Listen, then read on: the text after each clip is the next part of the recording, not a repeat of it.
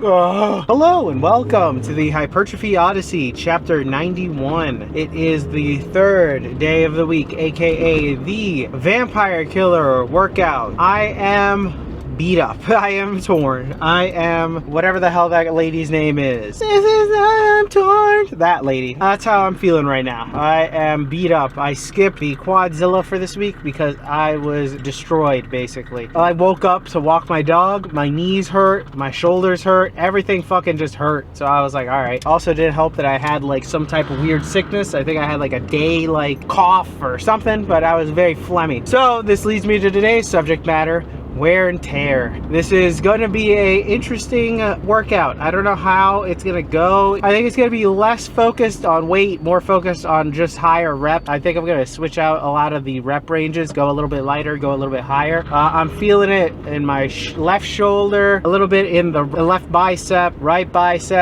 forearm, knees, even though it doesn't matter for the knees, but still, they're still kind of feeling it. I have a feeling it's probably because of the diet, you know, dieting down all this time has been a little rough. I am skinny now. Well, I'm technically today's weight, I was 193.3, I think, I believe.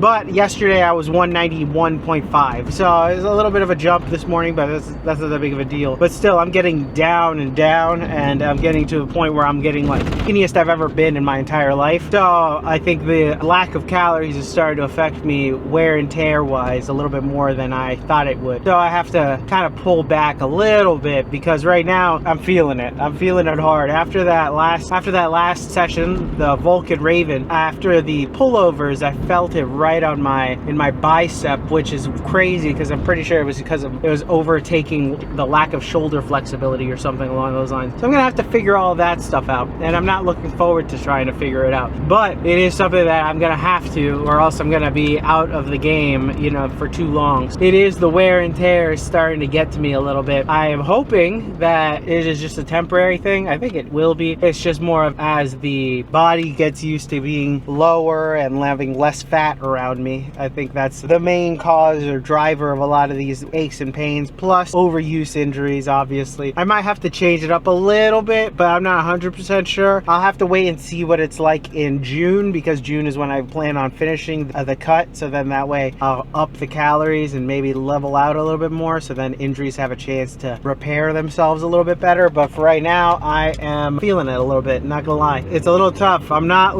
feeling it even a little bit mentally, where I'm like, on the Quadzilla day that I didn't go, I felt amazing. I felt great, like afterwards, like I wanted to just sleep and relax. So it is starting to fatigue me a little bit mentally. I am dragging my feet a little bit to get here, but I also know that when I get in there, I'm gonna feel obviously different, but I already know that I'm gonna have to calm it down ever so slightly, or else I'm gonna be putting a little too much wear and tear on everything, and then I'm pushing it a little too hard. So I gotta be very careful about what I'm doing today. Like something like overhead press, I'm probably gonna go down in a little bit in weight, at least, even though I don't want to. I'm gonna have to. It's one of those, I need the future brain me to come travel back in the past and talk to current brain me and be like, listen, you gotta do this, motherfucker. And then I gotta let monkey brain me, that's current me, that's going like ooh goo gaga, and trying to lift as much weight as humanly possible, saying, dude, you still got this, to temper that one down. I gotta have the two halves work together in order to make it so to strike a good balance, because if not, I'm gonna be fucked, and I already know it. The future one already knows that it's gonna be fucked if I don't try. So it is a balancing act, and I'll probably talk more about just general injuries during the voiceover and stuff like that, and like what I might be doing now, and you know, my current thoughts on this diet, which it's not been bad at all. It's been, like I said, I'm the skinniest I've ever been in my life, but it's a little draining at certain points, you know. It's a little draining, just a little bit, but we'll talk about more of that on the inside. Alright, so start this day off with neck curls. I stayed the same on these, which was nice. This was one of the few exercises that I ended up staying the same on. So I can talk about this a little bit now that it has been a few days since I did this workout. I can tell you right now, I feel so much better after doing this entire adjustment, you know. I feel like I should have done this a little sooner so I wasn't as beat up, but I'm still feeling way better. A bunch of my little nagging injuries kind of subsided a little bit, so now I'm feeling much better. These preacher curls, I also went down I dropped it by 10 pounds, which it wasn't amazing. I didn't like that I had to do that, but it also helped out a lot. I've been dealing with a little bit of bicep tendonitis on my right bicep and biceps, I should say, and it sucked, but now it has gotten better, so I am very happy about that. I think this was such a good call on my end. It'll be interesting to balance it all out between now and the end of the cut plus the maintenance phase, because I'll be interested to see how that goes. I'm down about 8 pounds since the beginning of the cut, or the real focus of the cut, really, since like May, late April, early May. I've been down about 8 pounds.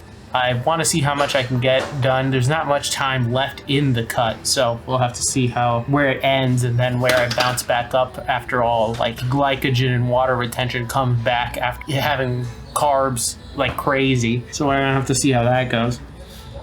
But this is very interesting stuff. I've learned a lot about my own body and what to do with it. It's kind of nice not being so boneheaded and kind of just throwing my head into the wall, kind of hoping that something sticks, really. Instead, I'm actually trying to figure things out and trying to make sure that everything is good to go so that way I'm in it for the long haul. I think that's the main difference between something like before, where I would have done this but been an idiot about it and just kind of kept going with the idea of what I wanted to do and not really change any course or anything like that. And that was a big issue.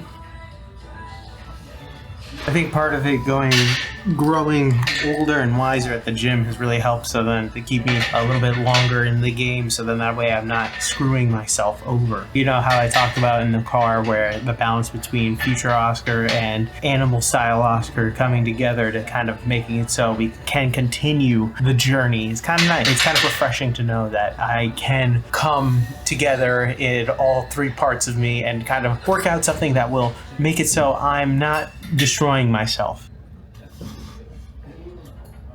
For these behind the neck presses, I went down way more than 10% just because it wasn't that much weight on it. So I was just like, all right, whatever, I'm gonna go down, especially because I was dealing with shoulder issue.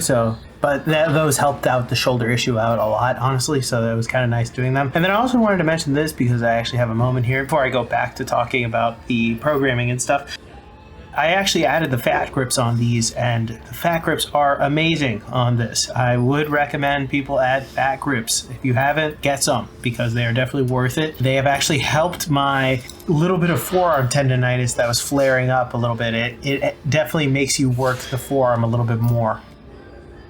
So what I did for a lot of the lifts on this day, or just generally speaking in my program, is for the heavier lifts, I decided to go down 10% in weight, just because I felt like that was enough to where I wouldn't be going down an extreme amount, but also it would be enough where I would still be in a good heavy range and still within the same rep range at the same time, and it would still be challenging enough. I was proven right. The only exercise that I would say I really went down with would be the face pulls. I went really down, but that was because I'm dealing with a shoulder issue, so because of that I'm trying to go low and slow with these face pulls. But besides that, I have been doing everything else was a 10% cut and or stayed the same or went up. Actually, there were a couple that I went up, and whenever they come up I'll talk about them.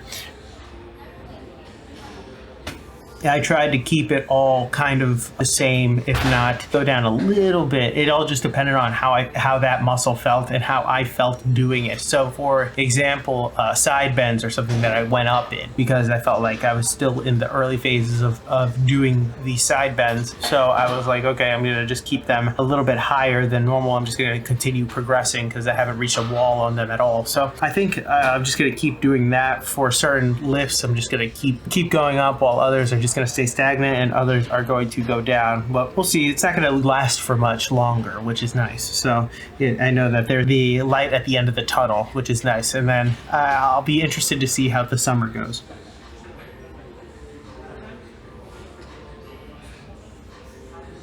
So I also wanted to talk about this because I don't normally do this. What is it? Tuesday, I ended up taking the day off. I really hated doing it, but it honestly felt great.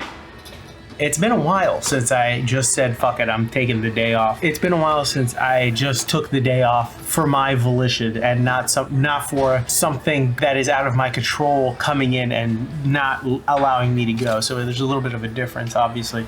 I think that was like the first time in what feels like probably a year plus that I was like, I do not want to go. I was also sick, so that does also play a factor to it, because I probably shouldn't have gone anyway, because I would have gotten other people sick and all that other jazz. Luckily, it was a one-day thing and it didn't last long, but it's still just annoying. But regardless of that one-day sickness, it was still something that happened to happen, and it was weird. It's like it's been forever since I just wanted a day where I was like, fuck it, I just don't even want to go. I have not felt that in quite some time, and I think I wouldn't say that it was probably because of the sickness, but more so just the wear and tear. I remember walking my dog in the morning and just being so destroyed. I was not feeling it at all, and I can tell you, after doing this kind of change in the programming and stuff, I am very excited to go back again. So it like just needed that day to retool and recharge my brain, really, and then come back into it and go attack this full force until the summer, and then just continue to attack it, because that's how this kind of thing works out. So I think overall, generally speaking, this is a good idea. Reassessing, making sure that there's some course corrections along the way, and not just trying to hit your head against the wall is something that's probably important. And most planning, I would say, I think that you got to be a little bit consistent, but also not be too stubborn to not look up every once in a while to make sure that you're going the right way. Because I can tell you right now, if I hadn't done this, I would have been screwed. I probably would have taken like a week off or something like that, or mentally or physically something might have happened, things like that. But I feel way better. I feel, honest to God, way better, and I'm happy that I'm starting to heal some of the things that were ailing me. I can tell you right now, it was getting tough at a certain point. Like, I really did not want to do any of this, and also not like do any type of physical work at all. So, every once in a while you kind of need just a small little break, and then boom, you can get right back into it. But as long as you plan for it and make sure that you do it correctly, then you can keep going and just kind of correct itself, Yes, I do look and feel goofy when doing these.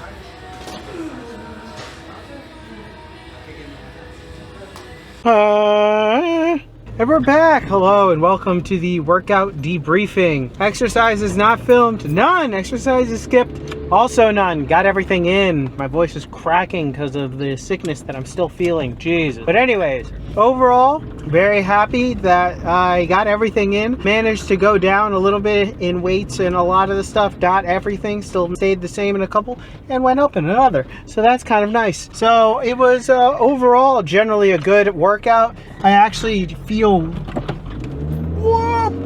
way better than I did before. So I feel the blood flowing. It feels like I got a good workout in. I don't feel like I wasted my time. I don't feel like I did a deload, because it was heavy and hard weights throughout that entire time. So overall, it was definitely worth going down a little bit and continuing on the pursuit.